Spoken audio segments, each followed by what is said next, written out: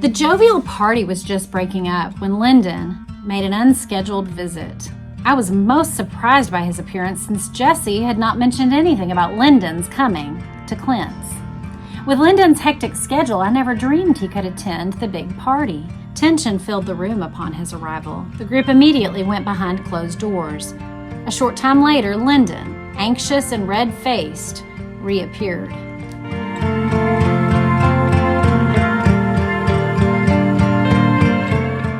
Hello, welcome back to my channel.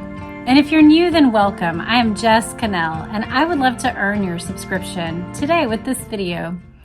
Well, today, if you have just come for the first time, then you are in for a funny treat. I will say, while the book itself has a bit of a scandal to it, the part that we're going to be reading today is actually instructive, insightful, and one woman's account of something that happened the night before the Kennedy assassination. However, in order to understand the selection that we're going to read, we need to understand the book that we're reading from, which is Texas in the Morning, the love story of Madeleine Brown and President Lyndon Johnson. Madeleine Duncan Brown is a woman who has given multiple video interviews. She has put her name in the record as having been a longtime mistress of our president, LBJ, who took the presidency, of course, right after JFK.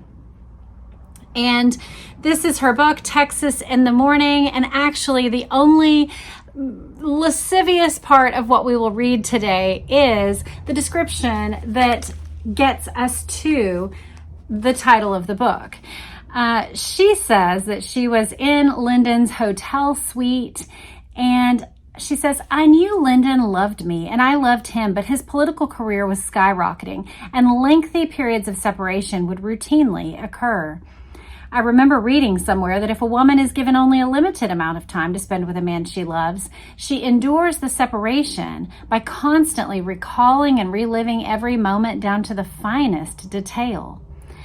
Suddenly, Lyndon threw open the double-wide arched windows and, staring at the blazing sunrise, bellowed like a bull, 'GD, I love Texas in the Morning.'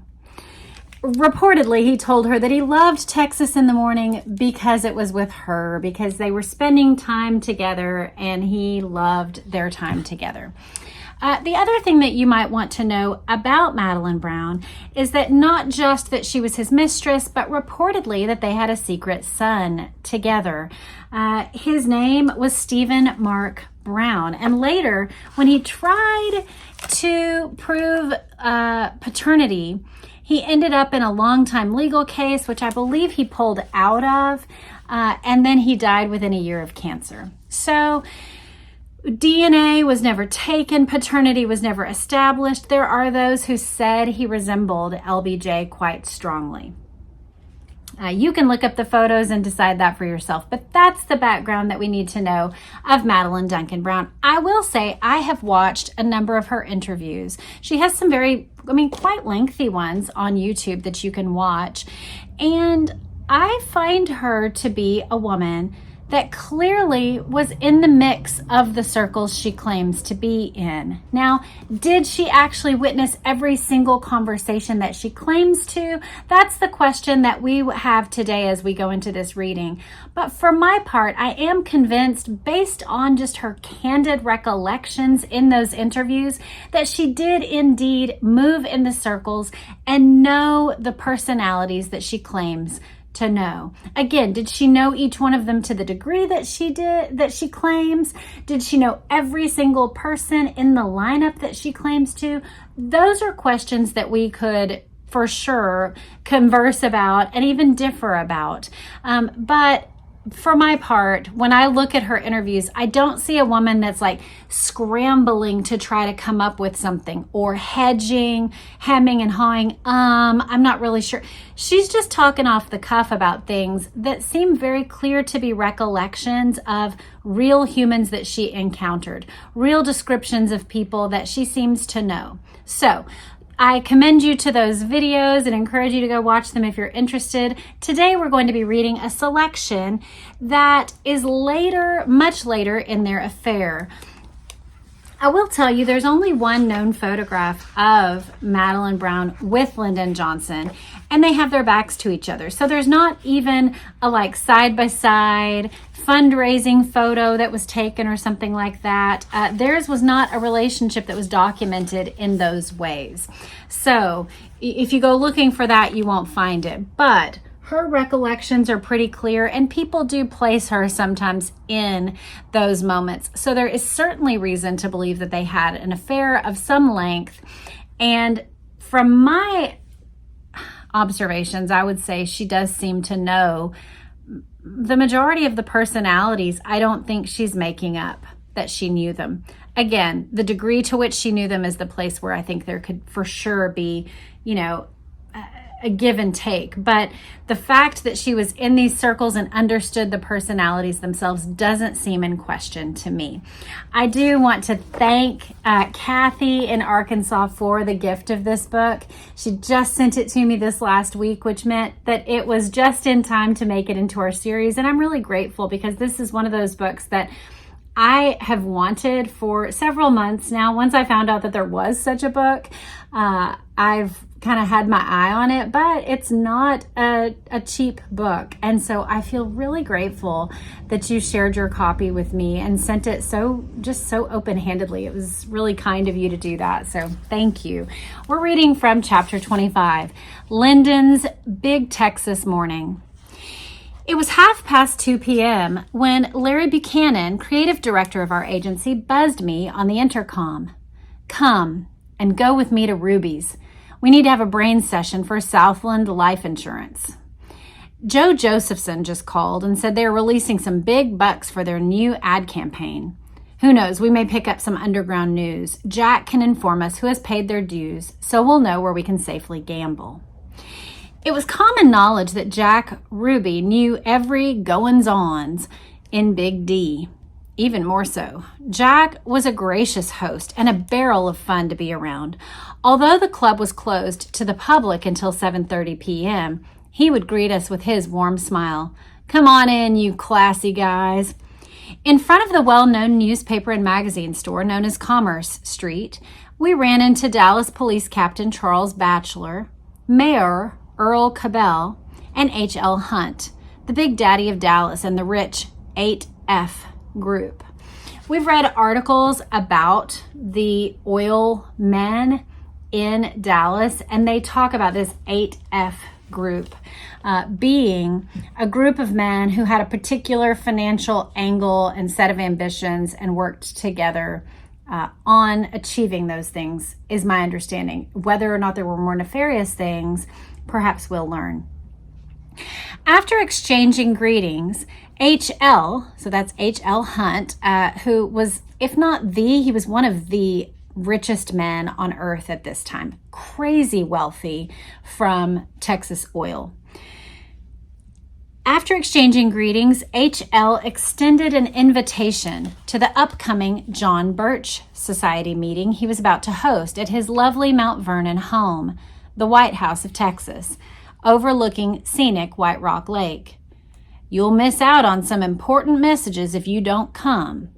We assured him we would be there and continued on a block and a half to Jack Ruby's Carousel Club. Larry chuckled and said, "You know what those messages will be about?" "Yeah," I replied, "President Kennedy and the miserable mistakes H.L. thinks he has made. And of course the oil depletion crisis. That's all you hear when you're around H.L. and Clint." Larry continued talking about the 1963 World Petroleum Congress meeting. Carlos Marcello was an ally, coordinated the crime syndicate, etc. So she is just name dropping like crazy. And this is how it is when you listen to her interviews as well. That could come off like she's just trying to stuff the ballot box full, like she's trying to win you over of how many people she knew, or she was in the inner circle. And they did know this many people, and she did run into people like this, and they did have connections like that. Again, these are the decisions we have to make, and perhaps this is too far-fetched. Let's keep reading. Well, sure enough, Jack Ruby met with us. "You classy guys, come on in. It's colder than a well digger's ass in Alaska."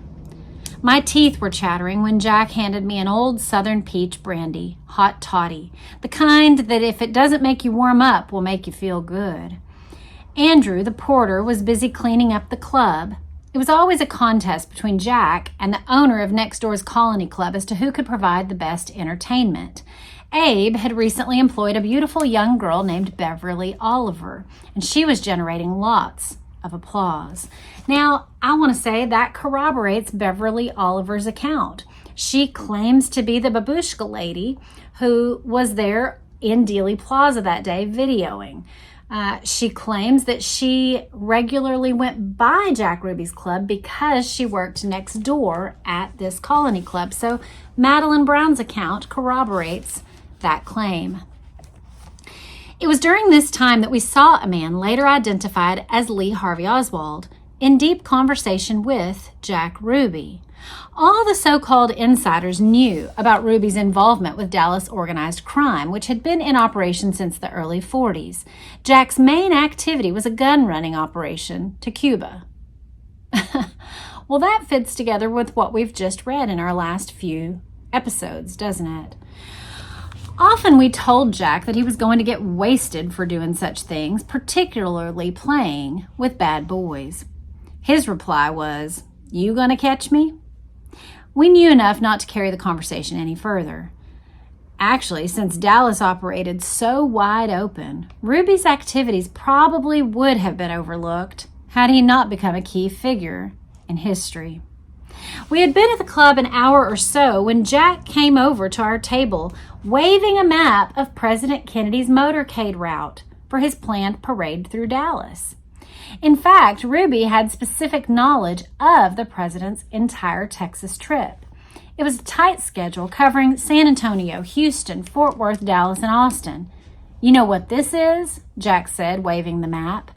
I was a little shocked and stunned that Jack would have had this secret information, but again, we always called him PC, privileged character. Lightly brushing the incident off, we smiled and said, "No question about it, Jack. You do hobnob with the people in the know." Jack began angrily. "God damn, some of our Democrats here are telling Kennedy, don't come to Dallas. Old Barefoot Sanders has told him to scrub the Dallas visit. Even that Mexican guy in San Antonio, I forget his name, he said, don't come to Texas." We refreshed Jack's memory and told him it was Henry Gonzalez. Henry spent the next 30 years or more in Congress, becoming head of the Banking Committee and briefly the chairman of the HSCA, the House Select Committee on Assassinations, in 1977, which investigated the assassinations of Martin Luther King and President John F. Kennedy. Jack continued, "Hell, I'm not one of them smart guys, but I do know 2 and 2 makes 4. Can't Kennedy figure this out? Hell, I'm not one of them smart big guys, but I do know 2 and 2 makes 4. Some of these biggies will have Kennedy's head blown off. Geez, those jocks will shoot you, then ask questions later. Can't Kennedy figure that out?" Larry and I didn't say a word. Later that night, she says her son, Stephen, approaching his 13th birthday, exclaimed loudly, "Have you been watching the news on Channel 4? Dallas is a hotbed now. Maybe the president doesn't need to come to Dallas." I was pleased at Stephen's interest in current events. However, since we were hunting buddies with the anchor man, Warren Folks, and Dick Wheeler, I believed Stephen's interest was primarily based on his friendship with Warren and Dick. Still, I felt unnerved by strange incidents, as well as the intensity of what I called an atmosphere of hate boiling in the city. Many years prior, Dallas Police Chief Jesse Curry's taking office, Dallas had captured the dubious title of being the murder capital of the world. Curry was 46 years old when he was sworn into office, and I often wonder if it was a surprise to him that our city was controlled by a powerful oligarchy. Clint Murchison, H.L. Hunt, banker R.L. Thornton, Mayor Earl Cabell, and perhaps 100 other influential people off limits to the Dallas police. I had always known Dallas operated with organized crime, including Jack Ruby's people. She proceeds into a pretty history-rich look at the way that the city of Dallas had operated and cooperated with organized crime, and the reasons for that. She delves into Indian land. She delves into saloons and KKK membership and bloodshed and just a lot of history that she happened to know from her grandfather. So, what we're looking at when we look at Madeleine Brown is an interesting person that we have to reckon with. Is she always telling the truth? I'm not sure about that. But she does seem to be in possession of a large number of facts and certainly a proximity with the powerful people of Dallas that's worth paying attention to, as well as having a historical context in which to set it all, which would explain her willingness to become a mistress to such a man and her comfort with moving in and out of organized crime circles in a way that few of us would feel like we had the conscience that would allow that. But there she is doing that, and she's talking here about Indians and slaves and old criminals and even people like Frank and Jesse, James and Bonnie and Clyde, that's all part of the orchestra of people that are informing how she goes through life. It starts to make me understand why she would feel that some of her choices were acceptable ones when those are the voices that have oriented you as to what's normal in life. Big-time syndicate gambler Benny Binion, owner of the University Club located across the street from Jack Ruby's Carousel Club, as well as the Golden Horseshoe in Las Vegas, lived in Oak Cliff. I'll remind you, if you're not from the area, that Oak Cliff is the neighborhood just across the Trinity River from Dallas, where Jack Ruby lived, where Lee Oswald lived, where General Walker lived. Plenty of people lived in Oak Cliff. It was close proximity. Just go across the bridges and you're right there in downtown Dallas. Well, this big-time gambler who owned the club across the street from Jack Ruby and a club in Las Vegas lived there as well. She goes into another little riff about various crimes that had been committed. And she says there was also always the ever-present racism, leftovers from the Civil War days. The KKK was very strong. Dr. Martin Luther King was not even permitted to speak at Southern Methodist University. Southern Methodist University, SMU, is sort of like a Southern Ivy League. It's an excellent university, amazing academics to this day, and it sits just north of downtown Dallas. So Dr. Martin Luther King was not even permitted to speak there. A small, wealthy group of Dallas leaders made all the decisions, and elections were reduced to rubber stamps. All the nasty components were ready-made to assassinate President Kennedy or anyone else who got in their way.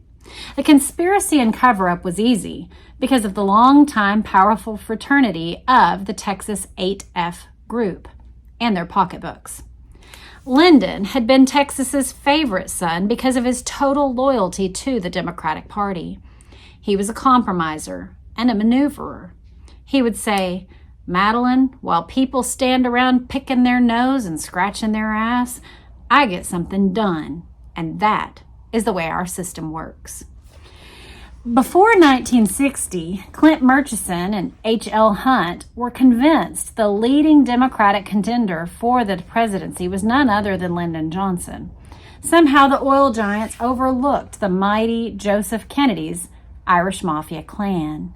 The 8F group had been gratified with Lyndon's performance in the Senate, particularly his stand on the importation of foreign oil and the oil import bill that President Eisenhower had signed. Clint and Sid told Lyndon that if he could get support of Nolan of California, Nixon, and J. Edgar Hoover, he could control the United States. During the Bay of Pigs, Kennedy incurred the wrath and hostility of both the Pentagon and the CIA, which emerged from the fiasco appearing incompetent, deceitful, and untrustworthy. President Kennedy initiated a thorough house cleaning of the agency, demanding the resignation of its director, Allen Dulles, later a member of the Warren Commission, and Deputy Director General Charles Cabell, whose brother was the mayor of Dallas at the time of the assassination. Did you know that? I just want to make those connections clear to you if you're not familiar, that the two people that he fired, let's pay attention to each one of them. Allen Dulles was a man who had been the director of the CIA at the time of the Bay of Pigs. Kennedy asked for his resignation. After Kennedy is assassinated, Allen Dulles is appointed by Johnson to be on the Warren Commission, the body investigating his death. Many would say he was actually the most prominent member who was present at the most meetings and interviews of the Warren Commission because he didn't have a daytime job. All the other members of the commission had a job and Allen Dulles did not. So that was the first member fired. The other person fired was Deputy Director General Charles Cabell of the CIA, was also the brother of the mayor of Dallas. It's an interesting connection. By the way, also, the mayor of Dallas, Earl Cabell, has now, in the recent document drops, been shown to have been a contracted agent of the CIA as well. So that's all interesting. Kennedy, at that time, had gone on record to splinter the CIA into 1,000 pieces and scatter it to the winds. He was determined to curb the agency's power and independence and discussed plans to place it under the authority of RFK. He actually asked his brother Bobby to take the CIA, and Bobby wouldn't. Political advisors knew President Kennedy and his administration were in big trouble in Texas in particular, and the South in general. Kennedy had angered some of the giant independent oilmen. Many Texas Democrats were disgruntled over the continued rumors suggesting that Lyndon might be dropped from the 1964 ticket because of the Billy Saul and Bobby Baker scandals, which we've been reading about. I hope that this telling by Madeleine Brown is making a lot of things click, even if we don't take everything that she will claim, which we may or may not do. Just the retelling of some of these events in such a clear way is actually really insightful. I think she's done a great job of kind of collating those facts that we've gleaned over the course of many episodes down into a couple of paragraphs here. Then she goes into an explanation of the oil depletion fiasco. President Kennedy had begun in 1962 making what the oil industry must have viewed as ominous signs of reform. In July 1962, a Treasury Department official acknowledged, "It is no secret that we are collecting financial data on percentage depletion in the oil and gas industry, and that we are considering this issue in connection with tax reform." This meant that the 27.5% oil depletion allowance, the industry's most treasured piece of government favoritism, might be reduced or abolished altogether. This was a tax policy that created a very kind posture toward the oilmen in Texas. They were highly concerned with any tweaking of those numbers because it would mean a tweaking of their bottom line. By May of 1963, AG Robert Kennedy was talking openly of an apparent tendency towards concentration in this industry and the need for an antitrust probe. A cabinet-level petroleum study committee suggested radical changes. Meanwhile, in Texas, minor politicians representing the smaller oil operators who were in dire straits prepared a last-ditch effort to get fast action out of Kennedy. Lyndon's longtime friend and aide, Austin lawyer Charles Herring, who years earlier had represented mobster Jack Halpin, was one of the 3 Texas senators who had attended the 1963 World Petroleum Congress. Upon his return, he authored a furious report setting forth the Texas independent oil man's troubles in competing with import programs dominated by international giants. It was a 36-page report telling how the program came into existence, who was profiting, and who was being put out of business. She says it's unlikely that Kennedy, who was not a talented manipulator of Congress, could have gotten away with the oil depletion allowance. But this form of favoritism was not at all popular with many congressmen, and it's not unthinkable that he might have trimmed the allowance, perhaps to 25%. Once reduced, the allowance would never again be secure, as it has been for over a generation. One must consider what even a 2.5% reduction in the present allowance would have meant to the Treasury. Suppose further that Kennedy might have been able to wangle some adjustments, even a minor one in the depletion allowances. Suppose also the most likely possibility of all that he had decided to adopt the quota auction system, with the proceeds going toward the U.S. Treasury. Put all of the possibilities together and it adds up to several billions of dollars that the government is now missing. So this is what she's asserting, is that had they tweaked the numbers even slightly, and had they said whatever we wangle, her word, out of this deal is going to go into the U.S. coffers, then the Treasury Department, at the time of her writing, she's saying they've already been missing billions of dollars if they had succeeded in tweaking things even a smidge.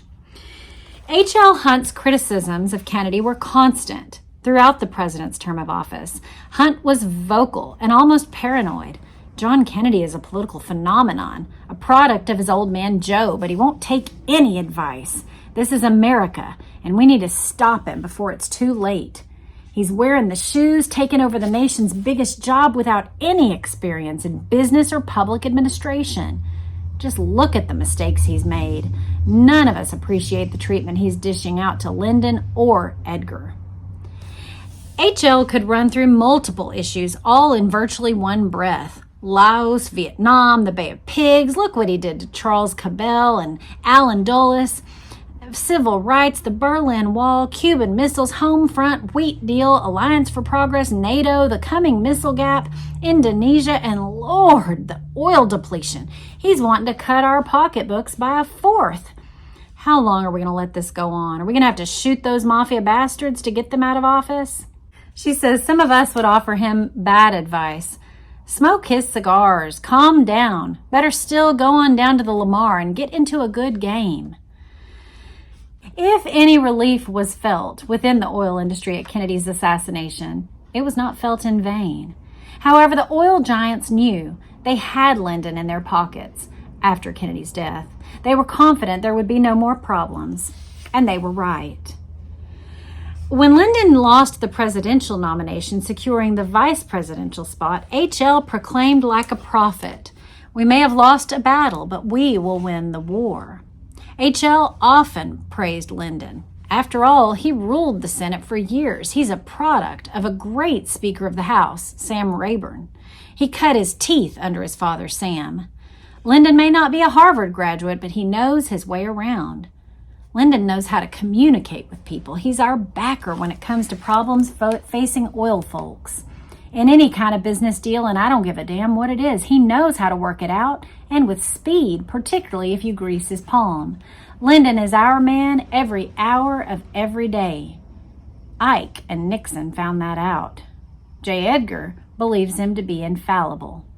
She says this, "I lost a great friend in H.L. Hunt when he passed away in October 1971. He was given elaborate services at the downtown First Baptist Church, which has continued to pay great tribute to him and his devoted family." I want to note a couple of things. One, she is asserting that she heard all of these things, they're all in quotation marks, from H.L.'s mouth. So that's one thing that you need to know. Another thing is, I do think if you were in an intimate relationship with a powerful man and some other powerful man was speaking about the man that you had a relationship with, your ears would perk up.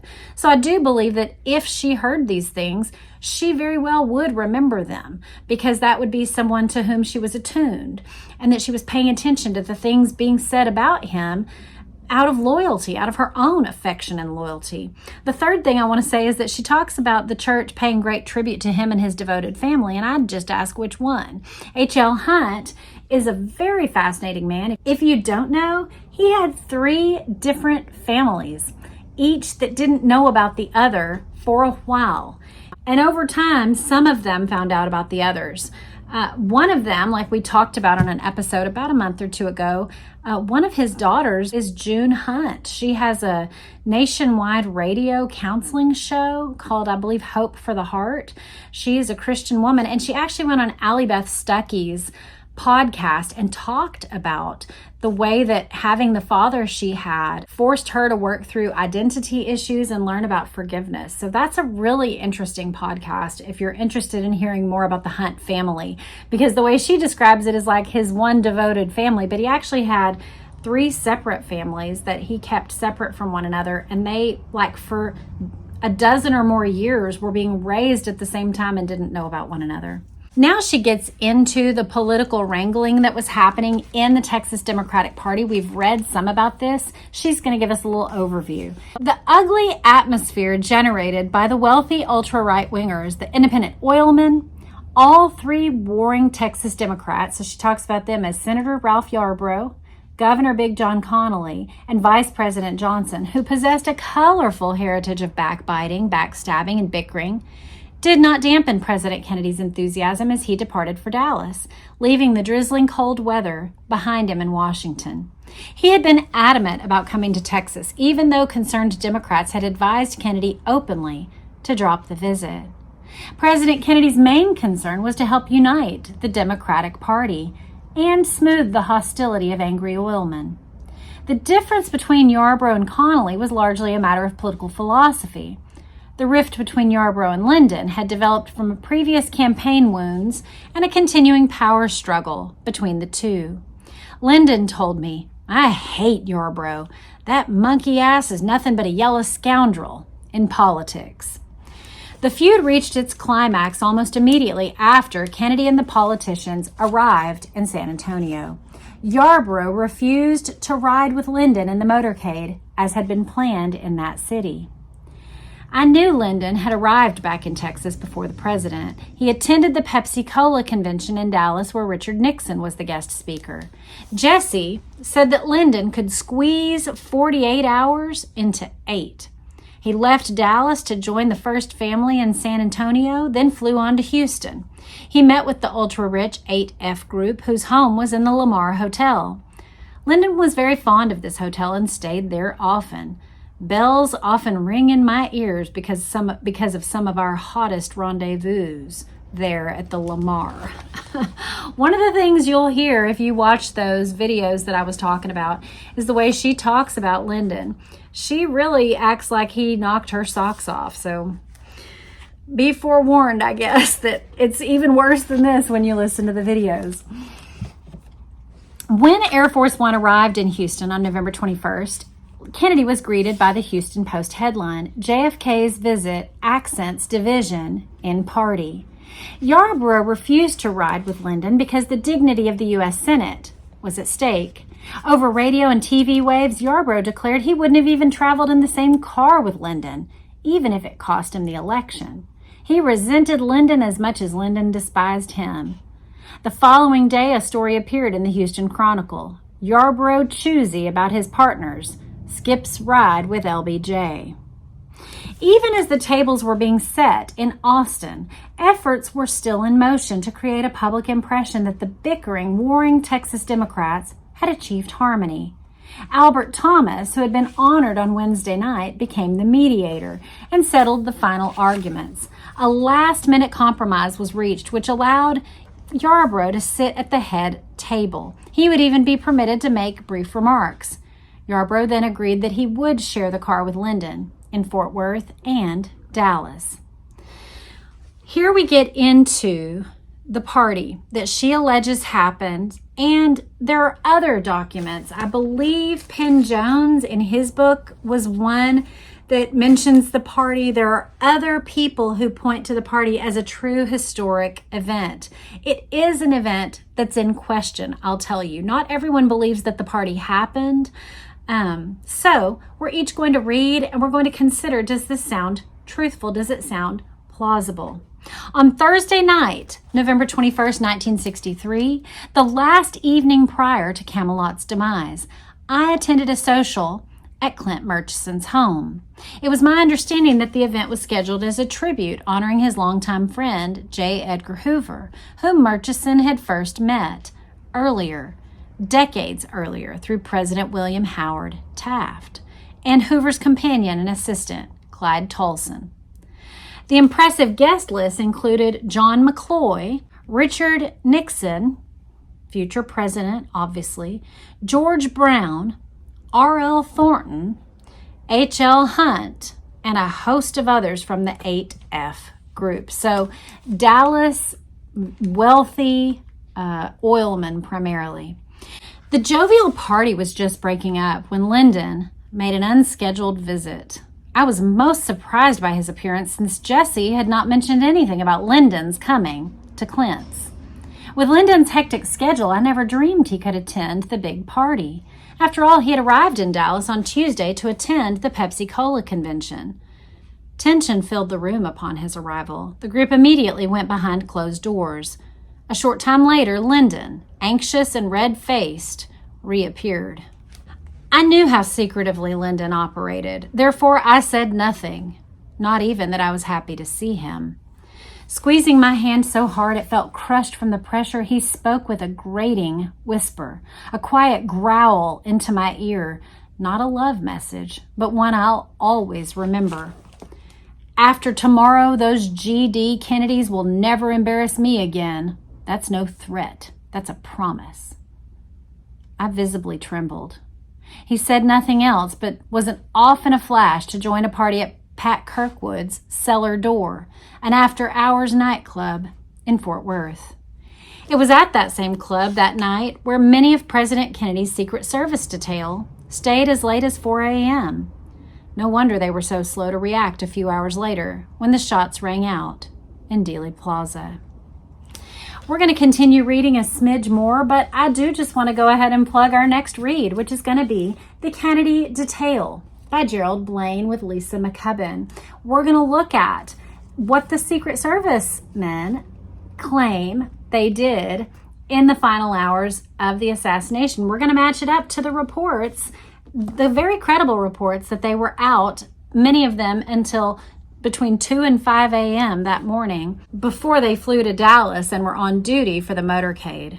Well, let's keep reading. We have just a few more pages left. I woke up on November 22nd, 1963, early, excited about the big day crammed full of activities. I had a meeting scheduled for 11:30 a.m. with some of Dallas's influential Democrats to finalize a fundraiser.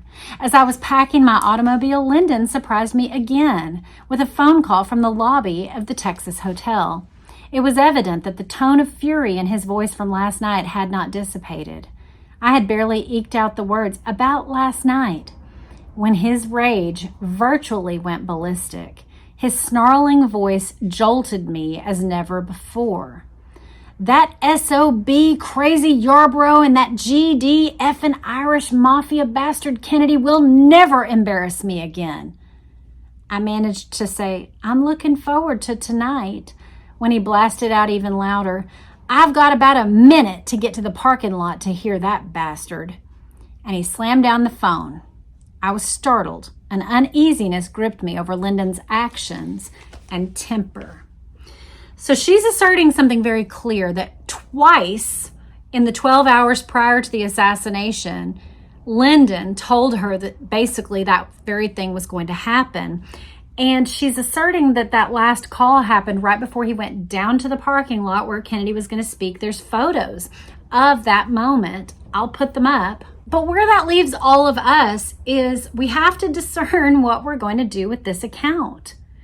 She's saying that she remembers their lovemaking. She's thinking about how he is volatile.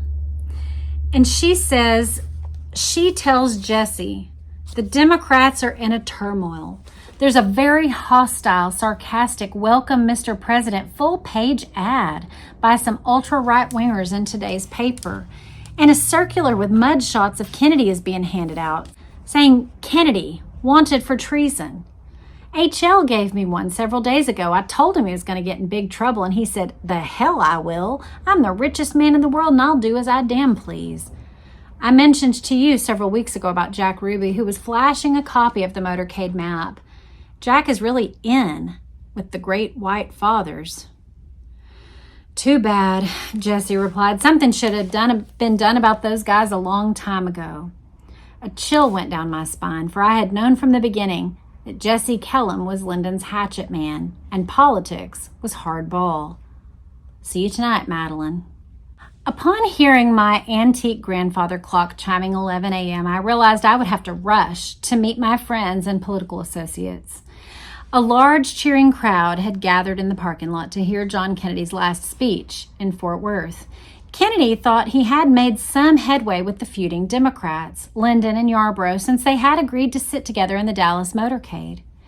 35 minutes later, Lyndon arrived at Dallas's Love Field only 3 minutes before the president. He had already turned on his charming dual personality. He was sporting a broad smile as he joined Mayor Earl Cabell and his wife Dearie, who graciously presented Jackie, glowing in her hot pink suit, an armful of American Beauty roses. After a short greeting and handshakes with the crowd, which was shouting warm welcomes, the party boarded the motorcade. Sheriff Bill Decker and Dallas Police Chief Jesse Curry took their places in the lead car. Others in the motorcade were my love, Vice President Johnson and Lady Bird, Mayor Earl Cabell and his wife Dearie, Lady Bird's press secretary Liz Carpenter, Houston's PR man Jack Valenti, East Texas lawyer Ralph Yarborough, who only moments before had settled the Democratic feud. He had agreed that Governor Connell, known for his excellent extemporaneous speaking, would announce the historic event at the fundraiser. As the motorcade turned onto Main Street, the ugly gray clouds briefly opened to a beautiful bright sun and vivid blue skies. The normal Texas cold, blustering winds had disappeared, and the day had blossomed into Indian summer for the first family. Cheering multitudes of people, waving American and Texas flags resembling demented windmills, lined the streets. All the open hostility had vanished. Meanwhile, according to John Carrington, he, H.L. Hunt, and Jerome Ragsdale watched the motorcade pass their windows at the Mercantile Bank building. John Kennedy gave them a big smile. Lyndon also smiled and waved a big V with his arms. Hunt sighed. "That SOB's days are numbered," he said, referring to the president. Then the motorcade turned right onto Houston Street at Dealey Plaza and then left onto Elm Street, the perfect setup for an ambush. That is the end of the selection we are going to read today from Madeleine Brown's book, Texas in the Morning. What an interesting read. I hope you enjoyed it. It shows how conversant she was with that entire group. And she's making a clear assertion in this that they were not just privy to and irritated enough to have supported a potential plot to kill the president, but that actually their hatred was potentially the driving force behind it. So we all have to decide what we're going to do with that, but that is her account of the meeting at Clint Murchison's. It's actually a relatively short selection. I thought that she would talk a lot more about this supposed event, this party. So I do have a little question about that. I kind of feel like if you went to an event and it was this huge party, I would have loved to have more information about that. She goes on and on about Indians and Civil War and KKK and all sorts of things, their lovemaking. But she didn't give us things like it was held at this person's house. I drove this far to get there. They served such and such. I was there this long before Lyndon arrived. She doesn't give us those kinds of details, and had she given them, I would be more prone to say she's telling the truth. I do wonder if the party didn't happen and if she got a call. I don't know. Those are some of the questions going on in my brain. I'd love to hear the observations and questions you have in your brain. If you have any information about this that you want to share with others, please leave it in the comments. And come back next time for our look at the Secret Service agents. Immediately after this, we will be getting into the actual motorcade event. So all of this work has been preparatory work to get us to this moment, and here we are. We're going to be going into Secret Service and the account of the motorcade in the coming episodes. I hope you'll come back for those. I hope I've earned your subscription if you aren't already subscribed. And even if you are already subscribed, would you actually check and make sure that you are? Because I've had a handful of people tell me that they looked and they were no longer subscribed. So I don't know why YouTube would do that. I don't know if it's just an accidental thing that sometimes on our phone we might accidentally hit a button. I don't know, but go ahead and check yours. Make sure you're subscribed if you want to be. Make sure you've liked this video if you wish to. I don't ever want to get a subscription or a like that I haven't earned, but if I've earned it, I'd be really grateful if you'd do that for me.